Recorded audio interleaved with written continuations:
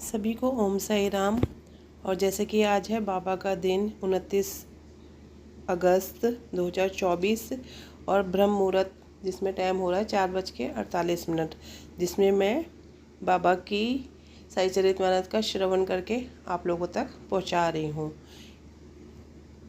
ठीक है, तो जैसे गत अध्याय जैसे साई चरितमानस के पहले अध्याय में हमने देखा था कि किस तरह बाबा ने विशुचि का मतलब कि हैजा की बीमारी को दूर करने में आटे का प्रयोग किया था। तो उसके बाद अब ये जो दूसरा अध्याय है इसमें है कि कार्य आरंभ करने में असमर्था और साहस, जैसे कि हेमाड़ पंत ने ही साई चरितमानस लिखा था, तो कि उनको इस कार्य को करने के लिए क्या असमर्था और साहस कैसे मिला, क्या असमर्था हुई और उनको साहस कैसे मिला, तो उसमें इस कथा का वर्णन है। और दूसरा है गर्मा गर्म बहस और अर्थपूर्ण उपाधि जो हेमाड़ पंत को दी गई थी और गुरु की आवश्यकता जीवन में क्यों होती है। इन टॉपिक के ऊपर, विषय के ऊपर इसमें हम बात करेंगे। तो कार्य करने में असमर्था और साहस, जैसे कि हम ज़िंदगी में कोई सा भी काम करते हैं नया स्टार्ट करते हैं तो हम तो बल्कि नॉर्मल बंदे हैं, हमें ही कितनी उसके बारे में सोच के ये होता है कि पता नहीं इस कार्य में सक्सेसफुल होंगे, सफलता मिलेगी नहीं होगी। तो ठीक यही हालत हेमाड़ पंत की थी। तो बात करते हैं हेमाड़ पंत जी की। श्री हेमाड़ पंत को ये विचार आया कि मैं इस कार्य के लिए उपयुक्त पात्र नहीं हूँ साई चरितमानस लिखने के लिए। मैं तो अपने परम मित्र जिन्हीं से भी जो मेरे परिमित्र है, मैं तो उनकी से भी भली भांति परिचित नहीं हूँ और ना ही अपनी प्रकृति होती है मन से, मैं तो अपने मन को भी अच्छी तरह से नहीं जानता। फिर मैं पता किसी के एक महान सत्पुरुष की जीवनी लिखने का दुस्साहस कैसे कर सकता हूँ। ठीक ऐसी हालत मेरी हो रही है। कहते कि मैं जो ये साई चरितमानस को आप लोगों तक पहुँचा रही हूँ, तो जैसे उनको लगा था कि मैं उपहास का केंद्र न, चालों के बीच में उपहास का केंद्र न बन जाऊँ, वैसी स्थिति मेरी हो रही है। लेकिन नहीं, डरना नहीं है, साई बाबा का हाथ मेरे सर पे है और बाबा ही मेरे को इस काम की तरफ प्रेरित कर रहे हैं। तो अब किसी भी संत का चरित्र समझने के लिए से हमको पहले संत होना नितांत आवश्यक है। हम किसी भी बात का जैसे हमें समझना होता है तो उस चरित्र को हमें समझना, उस पढ़ने की वो होती है कि उस चीज़ को समझना होता है उसके बारे में। फिर मैं तो उनका गुणगान करने के सर्वथा अयोग्य मैं हूँ। संत की जीवनी लिखना एक महान कठिन कार्य है जिसकी तुलना में सातों समुद्र की गहराई को नापना और आकाश को वश से ढकना के समान हो जाता है। यह मुझे बड़ी बात ही ज्ञात था कि इस कार्य को आराम करने के लिए महान साहस की आवश्यकता है और कहीं ऐसा ना हो कि लोगों के बीच में हास्य का पात्र बनना पड़े। इसलिए श्री साईं बाबा की कृपा प्राप्त करने के लिए मैं ईश्वर से प्रार्थना करने लगा। ठीक है, महाराज के जो संत श्री ज्ञानेश्वर महाराज के कथन है कि संत चरित्र के रचयिता से परमात्मा अति प्रसन्न होता है। किसी भी संत की अगर हम जीवनी लिखते हैं ना, तो परमात्मा प्रभु हमारे जो भगवान है ना, ईश्वर बहुत पसंद होते हैं, क्योंकि उनके तक पहुंचने का साधन ही संत और गुरु लोग होते हैं। तो तुलसीदास ने भी कहा है कि साधु चरित शुभ सरिस कपासु, निरस विशद गुण में जल जासु, जो सही दुख पर छिद्र दुरावा, वंदनीय जही जग जस पावा। भक्तों को भी संतों की सेवा करने की इच्छा बनी रहती है। संतों की कार्य पूर्ण करने की प्राणी भी विचित्र ही होती है। तो प्रेरणा तो संत ही दिया करते हैं, भक्त तो निमित्त मात्र होता है, यह कहिए कि कार्य पूर्ति के लिए एक साधन होता है। तो श्री दास गुरु महाराज जो श्री साईं बाबा पर कई मधुर कविता की रचना की थी। एक और भक्त अमीरदास भवानी मेहता ने भी बाबा की कुछ कथाओं को गुजराती में प्रकाशित किया। साई प्रभा नामक पत्रिका में कुछ लीलाएं शिरडी के दक्षिणा विक्षा संस्थान में प्रकाशित की गई हैं। अब प्रश्न ये उठता था कि जब श्री साईनाथ महाराज के जीवन पर प्रकाश देने वाला इतने साहित्य पहले से ऑलरेडी है, तो फिर एक नया ग्रंथ साई चरित्र लिखने की आवश्यकता भला क्यों है। इसका उत्तर केवल श्री साईं बाबा की जीवनी सागर के सदक्ष अगाध विषय और अथाह है। यदि इसमें गहरा गोता लगाया जाए तो ज्ञान और भक्ति अमूल्य रत्नों की सहज प्राप्ति हो जाती है।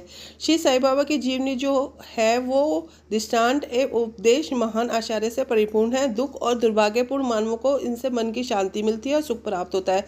लोक व परलोक की निश्रेयस की प्राप्ति हो जाती है।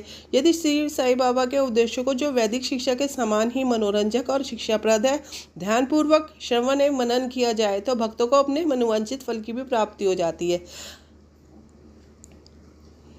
मैं स्वयं साईं बाबा की आज्ञा प्राप्त करने का साहस नहीं कर सकता था, जो कि हेमाड़ पंत बोल देते। अंतः मैंने श्री माधव राव उपनाम क्षमा जैसे कि भगवान शिव के पास जाने के लिए नंदी का सहारा लेना पड़ता है, तो उसी तरह बाबा के पास जाने के लिए श्यामा का सहारा लेना पड़ता है, जो कि बाबा के अंतरंग भक्तों में से थे। उनसे मैंने प्रार्थना की। उन्होंने इस कार्य के निमित्त श्री साईं बाबा से विनम्र शब्दों में इस प्रकार प्रार्थना की कि यह अन्ना साहब आपकी जीवनी लिखने के लिए अति उत्सुक है, मतलब एक्साइटेड है, परंतु आप कृपया ऐसा न कहना कि मैं तो एक फ़कीर हूँ और मेरी जीवनी लिखने की क्या ही आवश्यकता है। आपकी केवल कृपा और अनुमति से ही लिख सकेंगे और आपके चरणों का पुण्य प्राप्त ही इस कार्य को सफल बना पाएगा।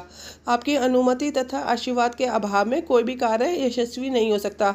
यह प्रार्थना सुनकर बाबा को दया आ गई और बाबा कहते हैं कि आश्वासन देते हैं और उदी देकर अपना आशीर्वाद उनको दे देते हैं और उनके सर पे हाथ रखते कहते हैं कि जीवनी दृष्टांतों को एकत्रित करके लिपिबद्ध करने दो, मैं इनकी सहायता करूंगा।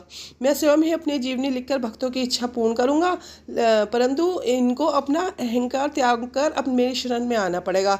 जो अपने जीवन में इस प्रकार आचरण करता है, मैं उसकी अत्यधिक सहायता करता हूँ। मेरी जीवन कथाओं की बात जो घर बैठे जो करता है, तो उसे मैं घर बैठे बैठे सहायता पहुंचाता हूँ। जब इनका अहंकार जो ख़त्म हो जाएगा ना, तो खोजने पर लेश मात्र भी नहीं मिलेगा कि इनके अंदर जरा भी अहंकार नहीं रहा, तब मैं अंतकरण में प्रकट होकर स्वयं ही अपनी जीवनी लिखूंगा। मेरे चरित्र और उपदेशों के श्रवण मात्र से ही भक्तों के हृदय और श्रद्धा जागृत होकर सरलतापूर्वक आत्मभूति एवं परमानंद की प्राप्ति हो जाएगी। ग्रंथ में अपने मत का प्रतिपादन और दूसरों का खंडन तथा अन्य किसी विषय के पक्ष या विपक्ष के व्यर्थ के वाद विवाद की कुचेष्टा नहीं होना चाहिए, क्योंकि मैं नहीं चाहता कि कोई भी बाद में वाद विवाद का विषय बने, इसलिए सारे काम सरलतापूर्वक होने चाहिए। अब बात करते हैं हम अर्थपूर्ण उपाधि हेमाड़पंत को। हेमाड़पंत को उपाधि कैसे मिली? वाद विवाद शब्द से हमको स्मरण हो गया कि मैंने पाठकों को वचन दिया है कि हेमाड़पंत उपाधि किस प्रकार प्राप्त हुई, इसका वर्णन करूंगा। अब मैं उसका वर्णन करता हूँ। श्री काका साहब दीक्षित व नाना साहब चंदोरकर मेरे अति घनिष्ठ मित्रों में से थे। उन्होंने मुझे शिरडी जाकर श्री साईं बाबा के दर्शन का लाभ उठाने का अनुरोध किया। मैंने भी उन्हें वचन दे दिया, परंतु कुछ वादा आ जाने के कारण मेरी शिरडी यात्रा स्थगित हो गई। मेरे एक घनिष्ठ मित्र का पुत्र लोनावाला में रोग ग्रसित हो गया था। उन्होंने सभी संभव अधिभौतिक और आध्यात्मिक उपचार किए, परंतु कोई भी सफल नहीं हुए किसी भी बात में, और ज्वर भी किसी तरह से कम नहीं हुआ। अंत में उन्होंने अपने गुरुदेव को उसके सहारे ज्वर बिठलाया, परंतु जो कुछ भी उसमें फ़ायदा नहीं होता है, मतलब। तो यह घटना देखकर मेरे को विचार है, जब गुरु एक बालक के प्राणों की रक्षा करने में समर्थ है, तो उसकी उपयोगिता ही क्या है, और जब उनमें कोई सामर्थ्य ही नहीं है, तब भी शिरडी जाने का क्या प्रयोजन। ऐसा सोच के ना वो अपनी यात्रा को ही छोड़ देते हैं, स्थगित कर देते हैं। परंतु जो होना होता है ना, वह तो होकर ही रहता है। परमात्म अधिकारी नाना साहब चंद्रको बसई के दौर पर जा रहे थे। वे ठाणे से दादर पहुंचे। बसई जाने की वाली गाड़ी की प्रतीक्षा कर रहे थे। उसी समय बांद्रा लोकल आ पहुंची, जिसमें बैठकर वे बांद्रा पहुंचे और शिरडी यात्रा स्थगित करने के लिए मुझे आड़ो हाथे ले लिया। नाना साहब का तर्क मुझे उचित तथा सुखदायी प्रतीत हुआ और उसके फलस्वरूप मैंने उसी रात्रि शिरडी जाने का निश्चय किया और समान भांतर शिरडी को प्रस्थान कर दिया। मैंने सीधे दादर जाकर वहां से मनमाड़ की गाड़ी पकड़ने का कार्यक्रम बनाया और इस निश्चय के अनुसार मैंने दादर जाने वाली गाड़ी के डिब्बे में प्रवेश किया। गाड़ी छूटने ही वाली थी कि एक यवन मेरे डिब्बे में आया। मेरा सामान देखकर मेरा गंतव्य स्थान पूछने लगा कि तुम कहाँ जा रहे हो। मैंने अपना कार्यक्रम भी उसको बता दिया। उसने मुझसे कहा कि मनमाड़ की गाड़ी दादर पर खड़ी नहीं होती, इसलिए सीधे बोरी बंदर से होकर जाओ। यदि एक साधारण सी घटना ना हुई होती तो मैं अपने कार्यक्रम के अनुसार दूसरे दिन शिरडी ना पहुंच सकने के कारण अनेक प्रकार की शंका कुशंकाओं से घिरा रह जाता, परंतु ऐसा घटना ना था। भाग्य ने साथ दिया और दूसरे दिन 9-10 बजे के पूर्व ही मैं शिरडी पहुंच गया। और ये बात है 1910 की, कि जब प्रवासी भक्तों के ठहरने के लिए 12:30 ही एक जगह होती थी। तांगे से उतरने पर मैंने साईं बाबा के दर्शनों के लिए बड़ा लालायित था। उस प्रकार भक्त प्रवर भी श्री तात्या साहब मूलकर मस्जिद से लौटे ही थे। उन्होंने बताया कि इस समय श्री साईं बाबा मस्जिद के मोड़ पर ही हैं। अभी केवल उनका प्रारंभिक दर्शन ही कर लो और फिर स्नान आदि करने के बाद सुविधा से भेंट करने जाना उनसे। तो यह सुनते ही मैं दौड़ कर आया, बाबा की चरण वंदना की। मेरी प्रसन्नता का पारावार न रहा। मुझे क्या नहीं मिल गया। मेरा शरीर उल्लासित हो गया। शुद्ध और तृषा की भी सुधि जाती रही। जिस क्षण उनके भव निरक्षक चरणों का स्पर्श प्राप्त हुआ, मेरे जीवन के दर्शनार्थ प्रोत्साहन और सहायता पहुँचाई। उनके प्रति मेरा हृदय बारंबार कृतज्ञता अनुभव करने लगा। मैं उनका सदैव के लिए ऋणी हो गया। उनका यह उपकार मैं कभी ना भूल सकूंगा। यथार्थ में वे मेरे कुटुंबी हैं और उनके ऋण से मैं कभी भी मुक्त न हो सकूंगा। मैं सदा उनका स्मरण करके उन्हें मानसिक प्रणाम किया करता हूँ। जैसा कि मेरे अनुभव में आया कि साईं के दर्शन में ही ये विशेषता है कि विचार परिवर्तन तथा पिछले कर्मों का प्रभाव शीघ्र मंद पड़ने लगता है और धीरे धीरे ही अनासक्ति और सांसारिक भोगों से वैराग्य बढ़ता जाता है। केवल गत जन्मों के अनेक शुभ संस्कार एकत्रित होने पर भी ऐसा दर्शन प्राप्त होना सुलभ हो सकता है।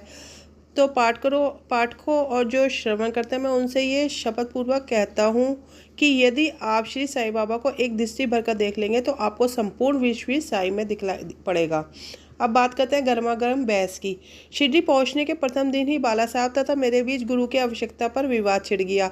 मेरा मत था कि स्वतंत्रता दिन त्याग कर पराधीन क्यों होना चाहिए। जब कर्म करना ही पड़ता है तो गुरु की आवश्यकता ही कहाँ रही।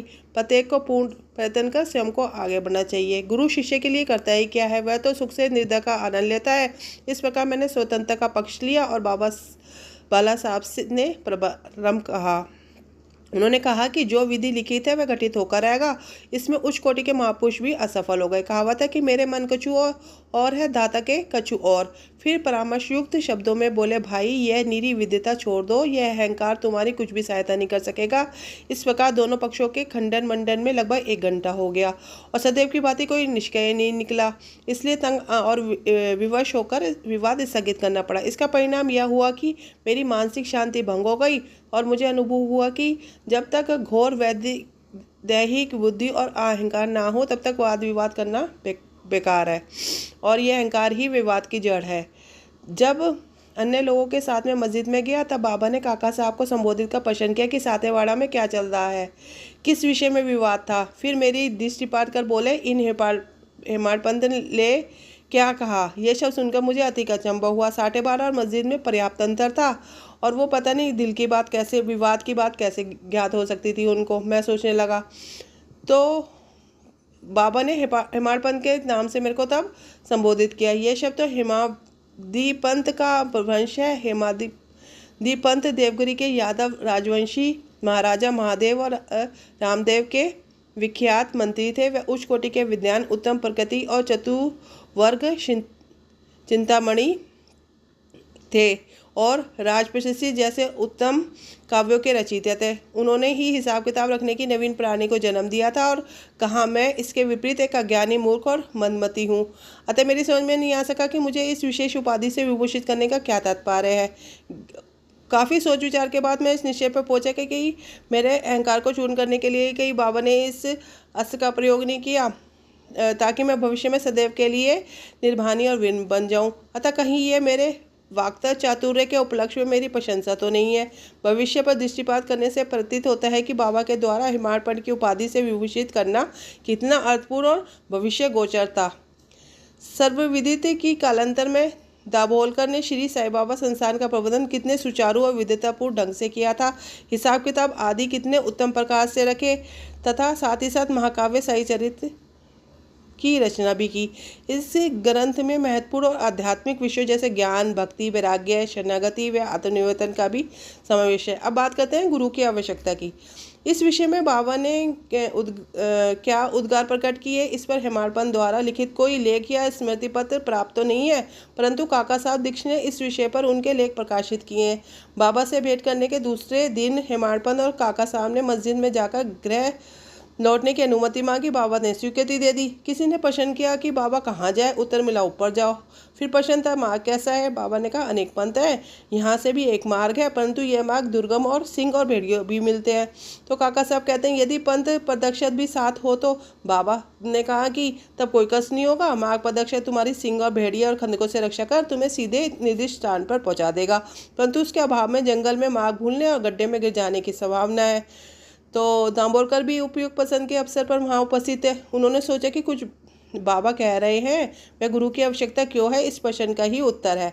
उन्होंने सदा के लिए मन में ये गांठ बांध ली कि अब कभी भी किसी विषय पे वाद विवाद नहीं करेंगे और स्वतंत्र या परतंत्र व्यक्ति आध्यात्मिक विषयों के लिए कैसा सिद्ध होगा। प्रत्युत इसके विपरीत यथार्थ में परमार्थ लाभ केवल गुरु के उपदेश में किया गया है, जिसमें लिखा है कि राम और कृष्ण महान अवतारी होते हुए भी आत्मबुद्धि के लिए राम को अपने वरिष्ठ और कृष्ण को अपने गुरु सांदीपनी की शरण में जाना पड़ा था। इस मार्ग में उन्नति प्राप्त करने के लिए केवल श्रद्धा और धैर्य यही दो गुण सहायक है। तो इसी के साथ ये साईचरितमानस का दूसरा अध्याय संपूर्ण होता है। श्री सद्गुरु साईनाथ परमस्तु शुभ भवतु। ओम साईनाथाय नमः।